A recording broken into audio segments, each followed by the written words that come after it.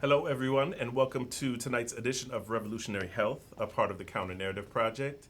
My name is David Malebranche. The mission of the Counter Narrative Project is to build power among Black gay men and work in solidarity and coalition with all movements committed to racial and social justice. Be sure to like this video and also to subscribe to our channel on YouTube and ask questions in the chat box. So if you have questions during the discussion today, please make sure you type them in and we'll answer them. It'll be coming on the screen in front of us, so we'll be able to respond to you immediately, and that's the purpose of having YouTube Live. You can also follow us on Facebook at the Counter Narrative Project, on Twitter at Building Desire, and at Instagram at The Counter Narrative.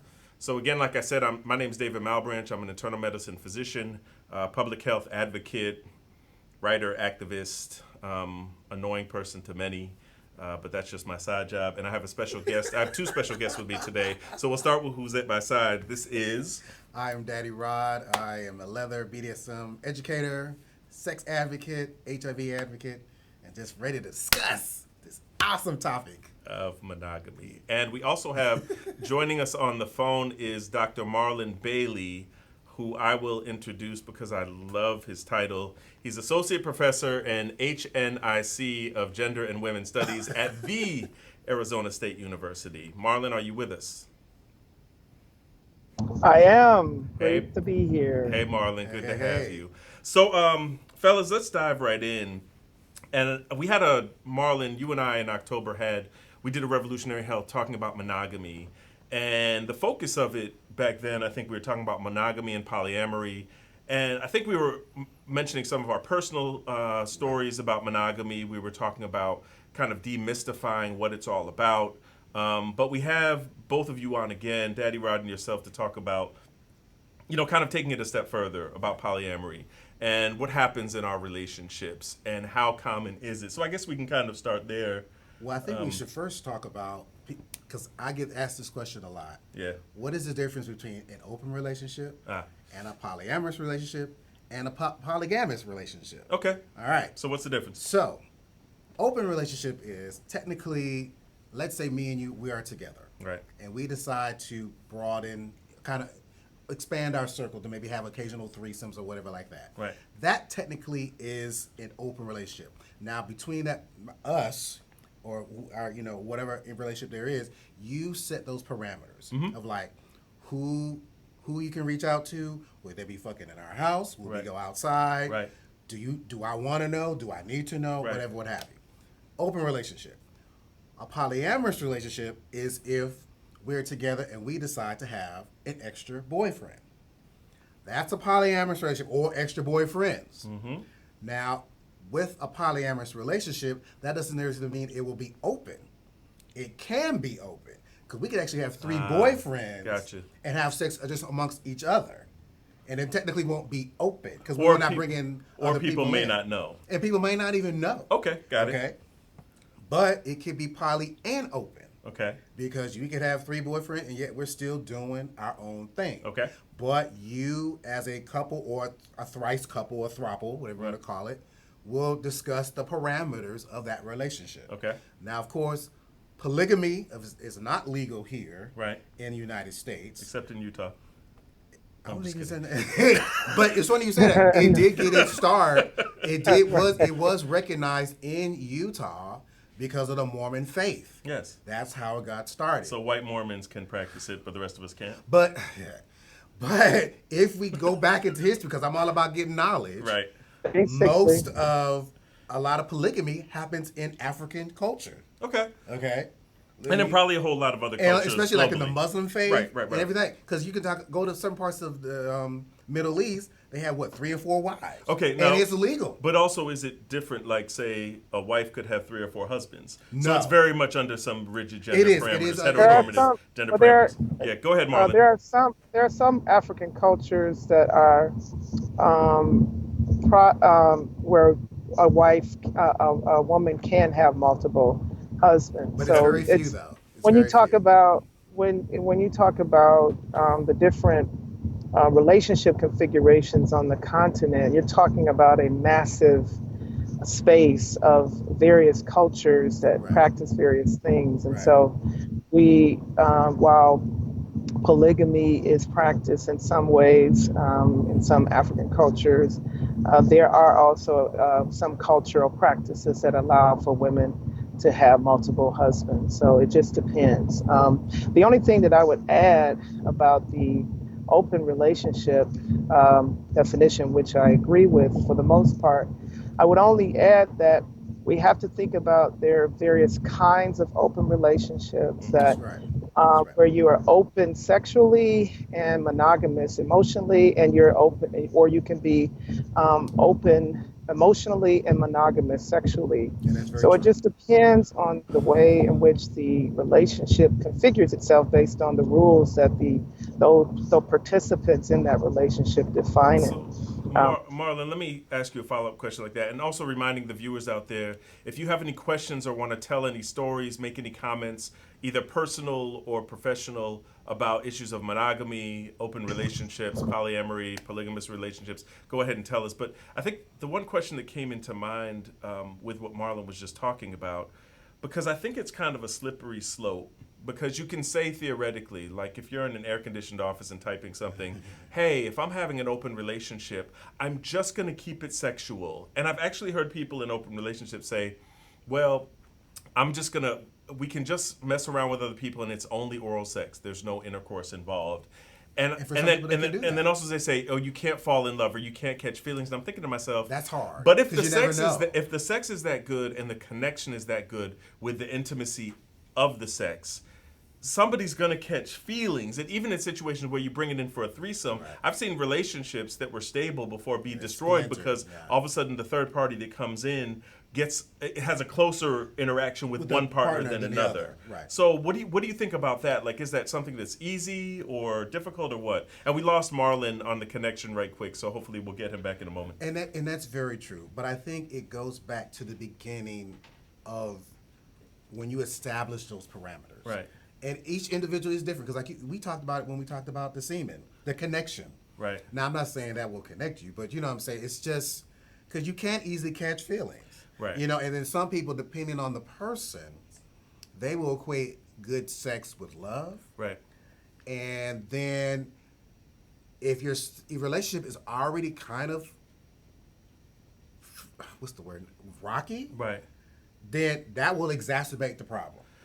You see what I'm saying? Yeah. So again, you have to discuss, like, because for some men it could be purely sexual, and they know how to emotionally turn it off. Right. But there's other men who cannot do that. Yeah, and it can become very, especially now with so many people. Let's be real. This is another topic, who have some mental health issues. Right. It can cause some serious problems. Yeah, and it can just destroys a lot of stuff. It just explodes after that. Yeah, and for those of you out there who are watching, if any of you are in or have been in open relationships, polyamorous, polygamous relationships, just strike in and comment and let us know exactly what your experience has been, what have been the pros or cons, and any comments you want to make as we kind of move along with the show. So I think you wanted to also mention about the BDSM community and kind of what happens, how these concepts of polygamy or polyamory or open relationships play into the BDSM community. What do you? And I get asked this a lot because I've been in the community now going on 20 years, and after of course talking about the fetishes and stuff, the next question I get asked often is, can I maintain a monogamous relationship? Right. And I tell them it can happen, but it's very rare. And I only say this because I've seen it so many times. So let's say your free quotient is up here, and your free quotient is down here. It's down there, right? Okay. Unless you're willing to up your free quotient, you all have a serious discussion y'all need to have. So you need to say, baby, we might need to bring in someone else to fulfill my sexual needs because you're maybe unwilling to do it. Right. Or, sad to say, you might decide like maybe I really never try to I'm a proponent of trying to break up a relationship just because of sex, but we got to realize that sex is a very integral part of a relationship. Absolutely. And if you're not getting that need in the bedroom, and you have a partner who's unwilling to kind of up it up a little bit, I tell men and women, like, look, if you don't learn how to be a freak or a hoe for your man or your woman, Right. they're going to venture out and find that freak or hoe. Yeah, and I think it goes back when we did the last show, and I do believe we have Marlon back. Marlon, you back, right? Yep, I'm Okay. back. Awesome. But I remember the last show we did, we actually talked about this just on a conceptual level because, in my estimation, this is my belief, I don't think monogamy is natural. I don't either. I don't think it's a natural inclination for men, I don't women. either. And I mean, some people will say men because we produce so much sperm, our natural inclination Men are is to just, send sperm wherever we can. But women, I think, are the same thing, but I think they're a little bit more low-key about their proclivity But see, to it's actually often how get we're into raised these because a other... lot of women are raised to be very nurturing and Yeah, loving. and so they... a lot of men aren't. Yeah, and these are gender roles, but I don't Yes. think naturally that's not what we're into. And Well, this is so true. All right. I think with monogamy, what's interesting about it is that it doesn't allow room with relationships for people to kind of grow and change. And we talked about roles, I think, Marlon, last time about, how someone could enter a relationship being a top, and then as they get more into fluidity the person, of it, yes. they're more fluid and they're like, Yes. hey, I really like this guy and I'm going Yeah. to try to bottom for him, and it's more of a sign of connectedness It and is. intimacy. But then also there are things where in relationships people are in set roles, and so you have somebody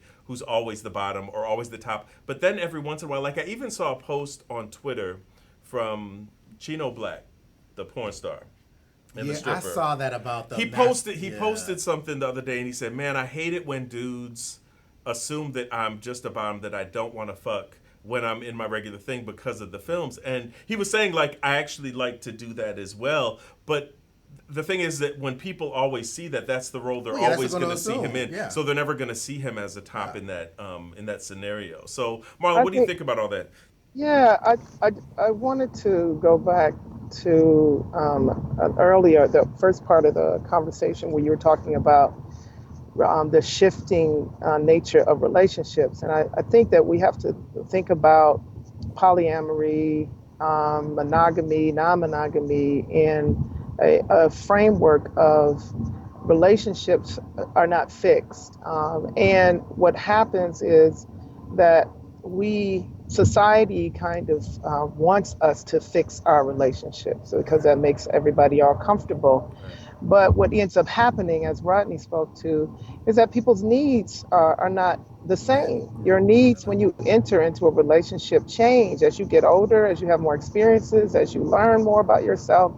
The relationship should be about exploration. Evolving. And that comes to sexuality in terms of what you desire and what you want. And again, we have to resist the societal expectation and how we're socialized and raised to fix everything. So we fix our sexual positions, we fix our desires, we even try to fix our fantasies. Right. And that just, to me, it cuts short. It's short circuits Right. the actual experience of life, experiences of relationship and romance, and also sexuality. I know that when I was growing up, I had a particular vision of what my sexual proclivities were in terms of whether I like to fuck, get fucked, and all kinds of things. And as I grew older and as I had more experience and most importantly, as I gained more knowledge about sexuality, Right. I changed, and I began to embrace and try new things and embrace myself in different ways. Right. So I think that the whole conversation that we're having, I think, has to be underpinned by understanding that relationships need to be allowed to transform. And how you can stay connected is that you communicate with your partner or partners. Is key. Say That that. is That's the so key. That's a key. word. Is And this Sunday? you all tapped 'Cause he on just it gave us a good on the word. last show, how it's so funny as gay men and bisexual men, we try so hard to pattern our relationships off heteronormative type. After straighty. Yeah, after straight Right. After folks. straighty. And Straighty. We then- try to pattern everything after And y'all. then we allow religion to kind of, it's almost like an Exactly. added layer to it, which is so ironic because for those who are biblical scholars, Right. open and polyamorous relationships We're and all polygamy was just all over the place. Right. So Right. it's kind of like, okay, how can we as men gay men try to pattern ourselves, as you say, the straighties. That's what we call You know, straighty. it's like and I don't care what anyone says. I've said this before. Most men have a very animalistic kind of sexual thing about them. Yeah. It's about the breeding. There are times when it's about either breeding or getting bred. Right. So it's very sexual. Yeah. So to try to stick with one guy, it's gonna be tough. It's tough because you can have the bomb ass dick, right, and your partner can have the bomb ass, right. But you see, like, let's say, for Chino Black, you be like, I got to fuck that Chino ass. Black, come on, right? He's a sexy guy. He is.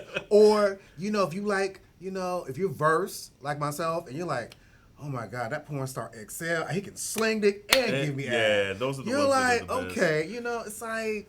Yeah, and I think, Marlon, your point was a good one, just about relationships and communication. Because the relationships that I've seen that have lasted over time, and this is not only with black gay men and gay men in general, but also straight relationships, are the ones that are adaptable. Oh, yes. And they do become fluid Absolutely. with that. Because can you imagine getting paired together when you're like 21, 22 years old? Like arranged marriages, yeah. Yeah, and then going your whole life with only that one person and not being expected to change or grow or expand your sexual repertoire or what you enjoy and what you don't, getting introduced to different things. And I think the relationships, the black gay relationships that I've seen that have worked really well, have been the ones where the communication is there and folks allow other people to breathe and to grow and to nurture, which to me is at the end of the day what relationships are all about. It's not about somebody fulfilling a need of yours. It's about somebody kind of complimenting you and also nurturing you to grow in some way, shape, or form on different levels. The best relationships as well, I've noticed, like yourself,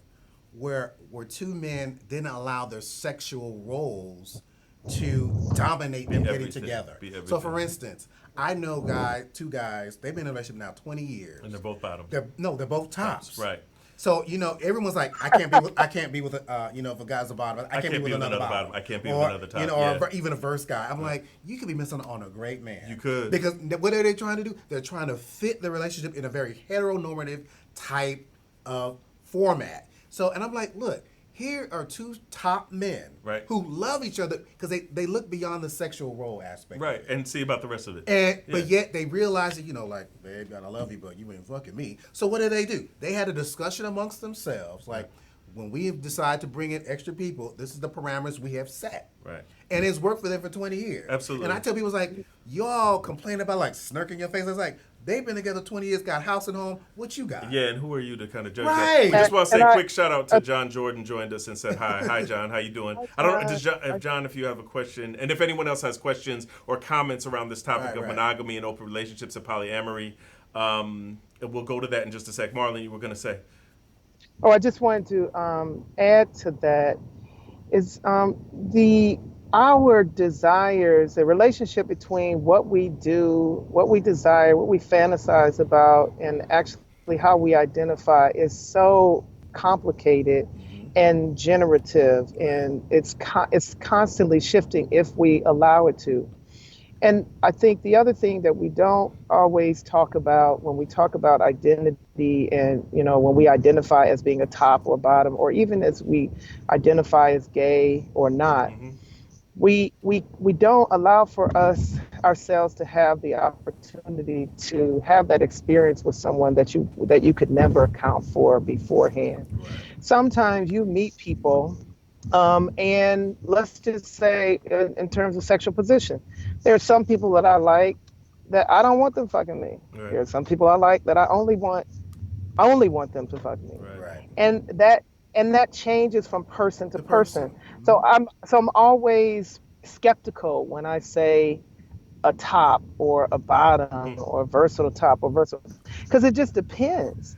Depends when people ask, what's that famous saying? For every man's top is another man's bottom. Yeah, no, it's very true. And I do think just in general, people don't actually. It goes back to the concept of like, one person can't be everything for everybody. And it's not something that's trite and simple as like the 80-20 rule that people talk about a lot and that, was in Tyler Perry movies and stuff. But just the realization that not one person is going to give you everything you need. Right. And that may change over time. There may be a time where they fulfill 90% of your desires and expectations and your needs and wants in a relationship, and then there'll be other times when they can't, or they may never meet that, but you get it supplemented from other things. Like I think relationships get twisted up a lot of times when someone says, well, baby, why did you have to go out and do that? And that becomes more about our ego. Like, well, shit, you had to go out and cheat on me. Like, was I not doing my job? Was I not doing this? And like, no, baby, it's not that. It's just that, you know, maybe I had some other desires, or maybe they do something and that his you don't do. reluctance to meet that. Yeah, desire. and maybe that they're limited in their Satisfy that roles part or of what they desire. want to do, or they can't do it, or it just doesn't turn them on, which Well, is all okay. Right, it is. Rather than it being a judgmental thing or a thing that just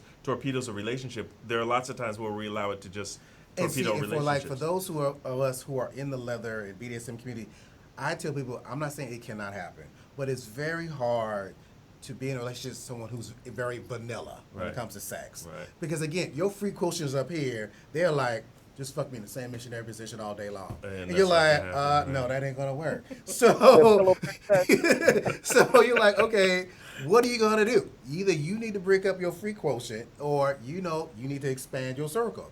Now, it's a little bit complicated. Well, I ain't gonna say complicated. It's complex in the leather community because you already got the issues with the top bottom thing. Right. Okay. But within the leather community, you already have these hierarchical type of roles like master, sir, daddy, doms, and sub boys and whatever. And that's a whole nother level. Oh yeah, that's a whole different show. Right. But if I'm a daddy in the community, so I'm already kind of looked on and in a very nurturing yet aggressive manner. Sure. Aggressive way, not aggressive, assertive. Right.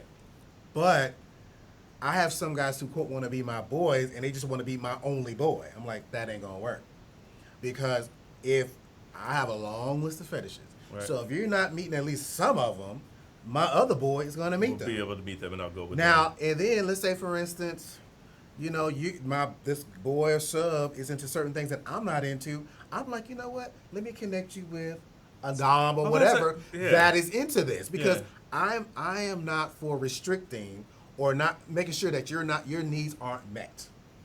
And I think that's some grown ass shit. And I just think that a lot of times, and especially when we're talking about... And that doesn't mean I love you less because I'm sharing you to somebody. Yeah, and absolutely. When we talk about sexual roles, sexual positions, freaks, fetishes, whatever you like to do, it's grown-ass man shit if you get to a point where you can say, you know what, I can't meet that for you, or I'm not into that, so I'm okay if you find that in somebody else. That's really grown shit.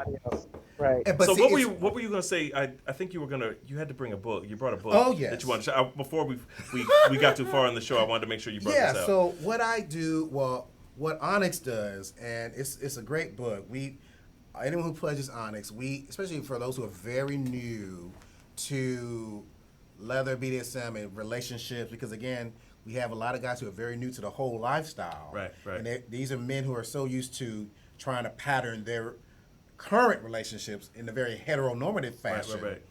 This is a great book called The Ethical Slut. Now, obviously, it's a very interesting title, but these two women, this is the third edition of this book. This really talks about the ins and outs of an open relationship, polyamorous relationships, every aspect, the good, bad, the ugly, and indifferent. This is a must-read book. Okay. I mean, nice. You have to read this book. Have you read that book? What's the author? It's no, I've heard about it. Janet Hardy and Dossie Easton. And get it on Amazon or wherever you buy your books. Yeah. Or they even have on the Kindles and whatever that too. I wonder if they have like an audio version of that too. I don't know. They do, but buy the book. I mean, it is an excellent book for those who have kind of questions about it. Now, is it more heteronormative or is it? No, it's very it's inclusive of everybody. Yeah. Okay, that's a good I thing. think one of the women in here is bisexual. So I mean, but it touches on everything, that whether you're gay, straight, or whatever. It's going to apply. It's going to apply. We got a question from our own Johnny Cornegay. Johnny asks, what should a person consider before discussing an open or polyamorous relationship with a partner? What state of should your relationship be in this case? Well, it needs to be discussed right from the beginning. Okay. I'm not a fan of trying to bring it in midway into a relationship. Right. Because now you've kind of built the relationship somewhat on I won't say a false narrative, but expectations. Yeah. Because you weren't honest from the beginning. Okay. So like with guys with me, it's so funny. Guys said, I want someone who's real, you know. And then when they meet me, it's like, oh my God, you too real. It's too real. So I'm like, I be damned if I do, damned if I don't. Right. But my point is, I'd rather you know what I'm into now, from the beginning, before we even think about dating, fucking whatever. No surprises. Because now I'm like, I don't want you coming in 5 months later saying, well, you didn't tell me this, blah, blah, blah. Okay. Marlon, what you think? I would say it's true if you know, if you know yourself in that way at the time of your relationship. So what can happen, I agree that, when you start a relationship and both of you are interested in an open relationship, then that should be established before, that should be established upon you all agreeing to get together. However, what tends to happen is that people they enter into monogamy and then they say, I think I'm kind of cool on monogamy right now. And so they evolve into wanting something else. After they take stock of what they're not getting or what other kinds of experiences and possibilities their relationship could experience. So I would say that when you begin to assess personally that there's something missing, but you don't want to emotionally detach from this person, for example, then you need to begin to have discussions, and these discussions should be ongoing, not not have the big discussion. They should be ongoing and constant check-ins, and then when you both decide that that's what you want to do, that's when you got to establish some rules. And it's very important also if I'm not new to the open and polyamorous type of thing, and I realize that my partner is, I take it very seriously that I need to make sure that I'm easing him in carefully into this. Sure. Because if I'm noticing some kind of hesitation, I was like, baby, let's talk about this. Yeah. And then if there's still some type of reluctance on his part or whatever, if it's still earlier on in your relationship, if you've got to that point, then maybe you need to reassess, do we even need to be together? Right. Because before you get like the money involved and everything else, it just gets very complicated. Yeah. So we're going to be running out of time. So I wanted to get a sense of, for the viewers at home who are, who have been in polyamorous relationships or open relationships, or maybe if you're watching the show and you're thinking, I'm in a monogamous relationship, but I want to explore, or I have a desire to explore polyamory or open relationships or anything like that. Some parting words. We'll start with you, Marlon, and then we'll go to Rodney. What would you say to our listening viewers and our watching viewers out there? Did we lose Marlon? We may have lost Marlon. Oh, you here? Okay, what would you say to our viewers? Last parting comments. Oh, he's breaking. Communication and transparency are key. Okay. I would piggyback off that. That is very important. That's very vanilla of you. And being honest with yourself and each other. Okay. Absolutely. You can't build any type of relationship on a lie. Right. Because that's your foundation of your relationship. So if you begin one lie, you're gonna lie about something else. Yeah. So, and it's hard. People, it's difficult to be honest with yourself and others, and we got to resist the tendency to be comfortable because it's more comfortable for some people to lie. And a lot of people are afraid to be honest because they're stepping out of the norm, quote unquote norm, and they're almost afraid to see the real self, the real you, the real person. So I think it's really funny. When we really look at this as a big picture, we kind of all are subject to like these societal norms, these gender role norms, these relationship norms, religious norms, which kind of influence all of these. Yes. And stepping outside of that is a scary process. So remember, look in the mirror, be true to yourself. If this is something that you think works for you, explore this and communicate this with potential partners or your current partner and go from there. Again, this is going to be the end of our show. So I want to thank again Marlon Bailey and also Daddy Rod for coming with us today. Thanks. And remember to follow us on YouTube, subscribe to our channel, like this video, follow us on Facebook at The Counter Narrative Project, Twitter at Building Desire, and Instagram at The Counter Narrative. For all of us here at Revolutionary Health and The Counter Narrative, we bid you adieu. I do not think we're here next week. Are we here next week? Get this book. Get the book. Get this book. Ethical slut. I think we're off next week. And so we'll see you all in 2 weeks, or maybe, I'm not sure which is the next one. But regardless, we'll let you know either way. So thank you again for tuning in to Revolutionary Health. We'll see you next time. Peace and blessings. Thank you.